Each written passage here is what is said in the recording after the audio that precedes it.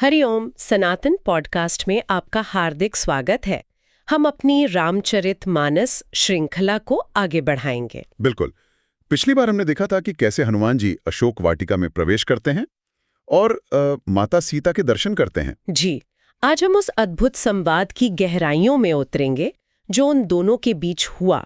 और ये केवल एक भेंट नहीं है। नहीं, बिल्कुल नहीं। ये तो विपरीत परिस्थितियों में विश्वास, संवाद और आशा जगाने की एक मनोवैज्ञानिक यात्रा है। और इस यात्रा का आरंभ भी एक बहुत ही नाटकीय क्षण से होता है। हनुमान जी सीधे प्रकट नहीं होते। वो एक वस्तु नीचे गिराते हैं, प्रभु श्री राम की मुद्रिका। उन्होंने मन में विचार करके श्री राम की अंगूठी सीता जी के ठीक सामने डाल दी। और ये एक अद्भुत मनोवैज्ञानिक युक्ति है। सोचे, सीधे प्रकट होना शायद भय उत्पन्न कर सकता था। हाँ, बिल्कुल। पर ये मुद्रिका एक सेतु का काम करती है। जी। गोस्वामी जी लिखते हैं कि उस मुद्रिका को देखकर सीता जी ने हर्षित होकर उसे उठा तो लिया, पर अगले ही क्षण उनके मन में एक द्वंद्व उत्पन्न हो गया। जी। और ये चौपाई उस द्वंद्व को बड़ी सुंदरता से पकड़ती है। तब देखी मुद्रिका मनोहर, राम नाम अंकित, अति सुंदर। चकित चितव मुद्री पहचानी, हर्ष विषाद हृदय अकुलानी। और देखिए ना, यहाँ दो बिल्कुल विपरीत भाव एक साथ आए हैं, हर्ष और विषाद। हर्ष और विषाद दोनों। हर्ष इसलिए कि प्रभु की निशानी मिली, ये इस बात का संकेत था कि उन्हें भुलाया नहीं गया है, कोई सहायता निकट है। लेकिन विषाद क्यों? विषाद इसलिए कि उस निशानी को देखकर अपनी वर्तमान दयनीय स्थिति का बोध और भी गहरा हो गया। ये एक बहुत ही मानवीय अनुभव है ना? सही बात है। जब घोर निराशा में आशा की एक किरण दिखती है तो वो किरण सुख भी देती है, और इस बात का दुख भी कि हम इस अंधेरे में हैं क्यों। तो उनका मन फिर तर्क वितर्क करने लगा, ये संभव कैसे हुआ? क्या ये कोई छल है? हाँ, और वो चौपाई कहती है, जीत को सकई अजय रघुराई, माया ते असी रच नहीं जाई। सीता मन विचार कर नाना, मधुर बचन बोले हनुमाना। मतलब उनका पहला विचार था कि श्री रघुनाथ जी तो अजय हैं, उन्हें कौन जीत सकता है। तो क्या ये मुद्रिका किसी ने उनसे छीन ली? ये तो असंभव है। फिर दूसरा विचार आया, क्या ये राक्षसी माया है? पर उनका हृदय कहता है कि ऐसी चिन्मय दिव्य वस्तु माया से नहीं रची जा सकती। और जब वो इन विचारों के सागर में गोते लगा रही थीं, तभी हनुमान जी ने अपनी दूसरी युक्ति का प्रयोग किया। बिल्कुल। उन्होंने वृक्ष के पत्तों में छिपे रहकर ही श्री राम के गुणों का गान आरंभ कर दिया। ये भी एक बहुत ही सोचा समझा कदम लगता है। हाँ, ध्वनि और विशेषकर प्रभु के नाम की ध्वनि विश्वास का वातावरण बनाती है। रामचंद्र गुण बरनए लागा, सुनत ही सीता कर दुख भागा। लागी सुने श्रवण मन लाई, आदि हुते सब कथा सुनाई। ये पंक्ति बहुत महत्वपूर्ण है, सुनत ही सीता कर दुख भागा। बिल्कुल। जैसे ही प्रभु के गुण कारणों में पड़े, उनका सारा दुख क्षण भर के लिए विलीन हो गया। हनुमान जी ने आदि से लेकर पूरी कथा सुनाई। उनके लिए तो ये विरह की अग्नि में जलते हृदय पर अमृत वर्षा के समान था। एकदम। और इस अमृत कथा को सुनकर सीता जी की जिज्ञासा जागी। उन्होंने पुकारा, श्रवणामृत जेहि कथा सुहाई, कही सो प्रगट होत किन भाई। हे भाई, जिसने कानों के लिए अमृत समान ये कथा सुनाई, वो प्रकट क्यों नहीं होता? मतलब ये एक निमंत्रण था। हाँ, एक तरह से अनुमति थी। और इसी निमंत्रण पर हनुमान जी सामने आए। तब हनुमंत निकट चली गयो, फेरी बैठी मन विस्मय भयो। अब सोचिए, एक वानर को अपने सामने देखकर उनके मन में आश्चर्य होना कितना स्वाभाविक था। वो संकोचवश मुंह फेरकर बैठ गई। अब हनुमान जी के सामने सबसे बड़ी चुनौती थी अपनी पहचान सिद्ध करना और विश्वास स्थापित करना। और वो इसकी शुरुआत एक शपथ से करते हैं। रामदूत मैं, मातु जानक ही, सत्य शपथ करुणा निधान की। यह मुद्रिका मातु मैं आनी, दीन राम तुम कहे सहिदानी। देखिए, संवाद की कला देखिए। सबसे पहले उन्होंने मातु कहकर संबोधित किया। जी, जिससे एक सम्मान और अपनेपन का भाव आया। फिर कहा, मैं रामदूत हूं, और इस पर विश्वास दिलाने के लिए करुणा निधान की शपथ ली। ये कोई साधारण शपथ नहीं है। नहीं, ये भक्त और भगवान के बीच के संबंध की सबसे बड़ी गवाही है।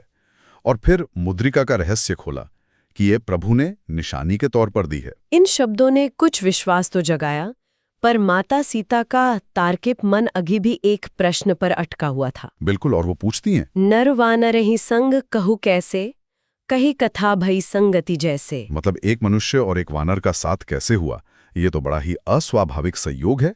मुझे पूरी कथा सुनाओ। ये प्रश्न उनकी बुद्धिमत्ता और सतर्कता को दर्शाता है। सही बात है, वे भावनाओं में बहकर तुरंत विश्वास नहीं कर रहे हैं, बल्कि पूरी तरह से आश्वस्त होना चाहती हैं। और हनुमान जी के प्रेमपूर्ण उत्तर ने उनके मन में वो विश्वास की मोहर लगा दी।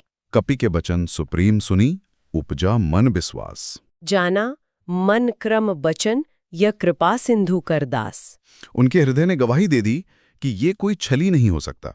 जिसके वचन में इतना प्रेम, इतनी सच्चाई है, वो मन, वचन और कर्म से कृपा सिंधु श्री राम का ही दास हो सकता है। और जैसे ही ये विश्वास स्थापित हुआ, सीता जी की सारी भावनाएं उमड़ पड़ी। जी।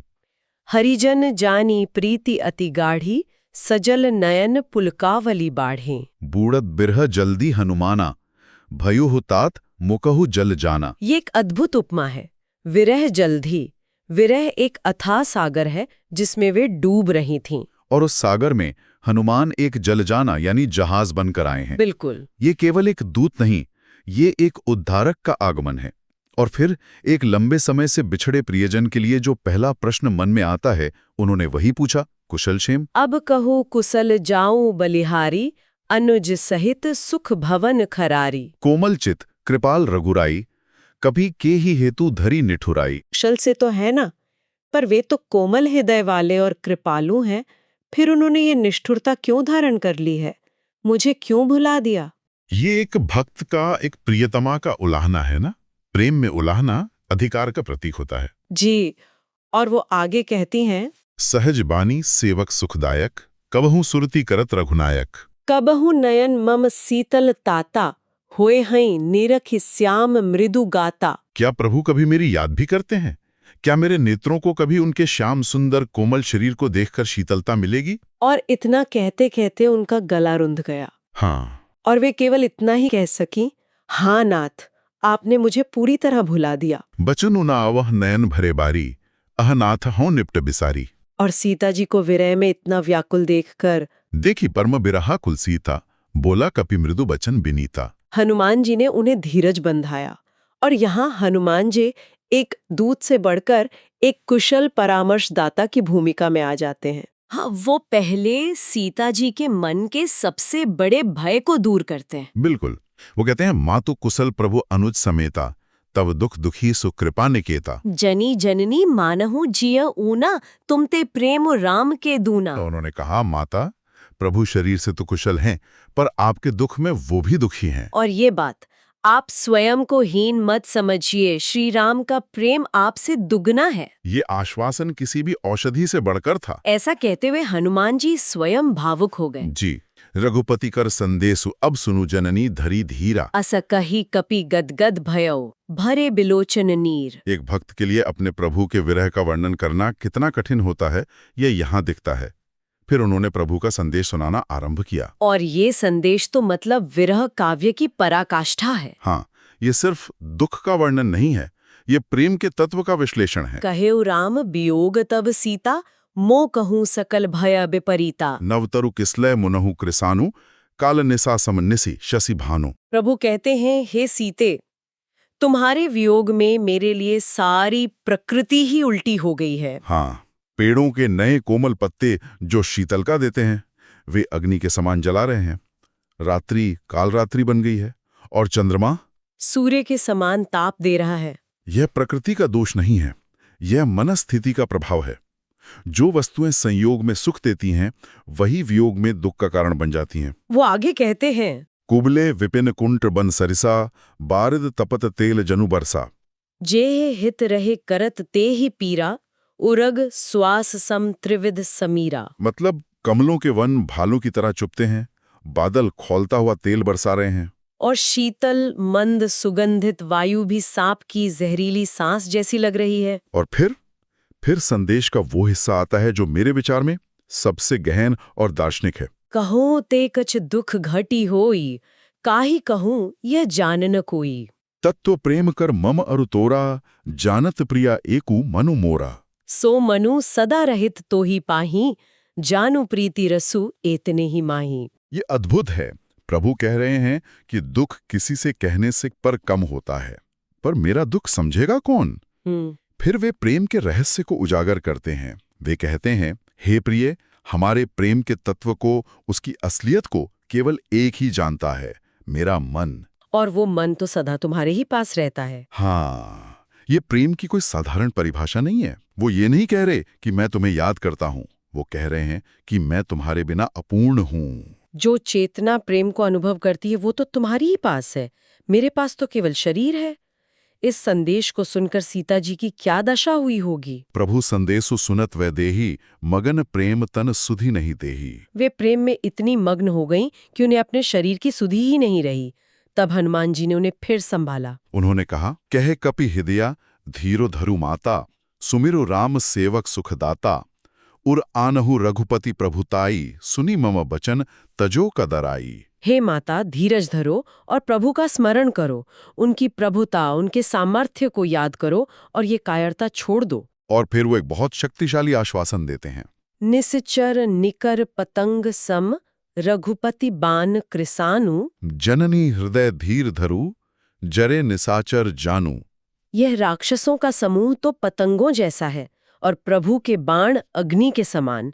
आप तो इन राक्षसों को जला हुआ ही समझो। हनुमान जी के इन वचनों ने सीता जी को हिम्मत तो दी, पर अब उनके मन में एक बहुत ही व्यवहारिक प्रश्न उठा। हाँ, उन्होंने विश्वास तो कर लिया, पर अब वे क्षमता पर विचार कर रही थीं। बिल्कुल। हैं सुत कपि सब तुम ही समाना, जातुधान अतिभट बलवाना। मोरे हृदय परम संदेहा, सुनि कपि प्रगट कीन ही निज देहा। उन्होंने कहा, हे पुत्र, तुम्हारी वानर सेना में तो सब तुम्हारे जैसी छोटे छोटे वानर होंगे, पर राक्षस तो बड़े बलवान और विशाल योद्धा हैं। ये सेना उनका सामना कैसे करेगी? यह एक सेनापति का प्रश्न है, एक रानी का प्रश्न है। सही कहा। यह सुनकर हनुमान जी ने समझा कि अब शब्दों का नहीं, प्रमाण का समय है, और उन्होंने अपना विराट रूप प्रकट किया। कनक भूधराकार शरीरा, समर भयम कर अति बल बीरा। हनुमान जी तुरंत वापस अपने छोटे रूप में आ गए। और यहाँ एक बात ध्यान देने वाली है, उन्होंने ये विराट रूप पहले क्यों नहीं दिखाया? क्यों? क्योंकि विश्वास स्थापित होने से पहले शक्ति का प्रदर्शन भय उत्पन्न करता है। जब विश्वास स्थापित हो गया, तब वही शक्ति का प्रदर्शन आश्वासन बन जाता है। वाह, ये तो समय और परिस्थिति के अनुसार अपनी रणनीति बदलने का एक उत्कृष्ट उदाहरण है। बिल्कुल। और फिर भी वे इसका श्रेय स्वयं को नहीं देते। सही कहा। वे कहते हैं, ये हमारा बल नहीं, ये प्रभु का प्रताप है। सुनु माता शाखा मृग, नहीं बल बुद्धि विशाल। प्रभु प्रताप ते गरुड़ई खाई, परम लघु ब्याल। हे माता, हम वानरों में न तो विशेष बल है न बुद्धि, पर ये तो प्रभु का प्रताप है, जिसके प्रभाव से एक छोटा सा सांप भी महाशक्तिशाली गरुड़ को खा सकता है। ये सुनकर सीता जी का सारा संदेह मिट गया। और तब उन्होंने हृदय से हनुमान जी को वो आशीर्वाद दिया जो अमर हो गया। आशीष दीन ही राम प्रिय जाना, हो तात बल सील निधाना। अजर अमर गुणनिधि सुत होहु, करहूं बहुत रघुनायक छोहू। हे तात, तुम बल और शील के भंडार बनो, तुम अजर अमर और गुणों के सागर बनो। श्री रघुनाथ जी तुम पर बहुत कृपा करें। एक भक्त के लिए इससे बड़ा पुरस्कार और क्या हो सकता है भला? इस आशीर्वाद को पाकर तो हनुमान जी कृतार्थ हो गए। बार बार नायसी पद सीसा, बोला बचन जोरी करे कीसा। अब कृतकृत्य भयहु मैं माता, आशीष तवा अमोघ विख्याता। उन्होंने कहा, माता, आपका आशीर्वाद अमोघ है, ये विश्व विख्यात है, आज मैं धन्य हो गया हूं। यहाँ उनका एक चरण पूरा हुआ। संदेश पहुंच गया, विश्वास स्थापित हो गया, आश्वासन मिल गया। बिल्कुल। अब वे अगले चरण की तैयारी करते हैं और अगले चरण की भूमिका वे बड़ी चतुराई से बनाते हैं। हाँ, वो कहते हैं, सुनो हो मातु मोय अतिशय भूखा, लागी देखी सुंदर फल रूखा। हे माता, इन सुंदर फलों से लदे वृक्षों को देखकर मुझे बहुत भूख लगी है। ये केवल भूख का निवेदन नहीं है। नहीं, ये लंका में अपनी शक्ति का परीक्षण करने और रावण को एक संदेश देने की अनुमति मांगना है। बिल्कुल। सीता जी उन्हें सावधान करती हैं कि इस वन की रखवाली बहुत बलवान राक्षस करते हैं। पर हनुमान जी का आत्मविश्वास देखिए। वो कहते हैं, माता, मुझे उनका कोई भय नहीं है, बस आप प्रसन्न होकर आज्ञा दे दें। और उनके बुद्धि और बल को देखकर जानकी जी ने अनुमति दे दी। देखी बुद्धि बल निपुण कपि, कहेओ जानकी, जाओ तात प्रभु के चरणों को हृदय में रखकर मीठे फल खाओ। और माता की आज्ञा मिलते ही हनुमान जी ने जो किया, वो लंका के इतिहास में एक नया अध्याय लिखने वाला था। वे बाग में घुसे, फल खाए, वृक्षों को उजाड़ा और रखवालों का संहार किया। यहीं से अशोक वाटिका के विध्वंस और लंका दहन की भव्य लीला की नींव रखी गई, जिसकी चर्चा हम आगे करेंगे। बिल्कुल। तो आज हमने देखा कि ये संवाद केवल एक संदेश का आदान प्रदान नहीं था। नहीं, ये विश्वास बनाने, मनस्थिति को समझने, धैर्य बंधाने और फिर आगे की कार्रवाई के लिए अनुमति लेने की एक चरणबद्ध प्रक्रिया थी। हनुमान जी यहाँ केवल एक दूत नहीं, वो एक मनोवैज्ञानिक, एक रणनीतिकार और एक भक्त के रूप में प्रकट होते हैं। बिल्कुल सही। तो हमें आशा है कि आपको हमारी आज की चर्चा पसंद आई होगी। सनातन धर्म से संबंधित ऐसी ही और चर्चाओं के लिए हमारे चैनल को अवश्य सदस्यता लें। धन्यवाद। जय श्री राम।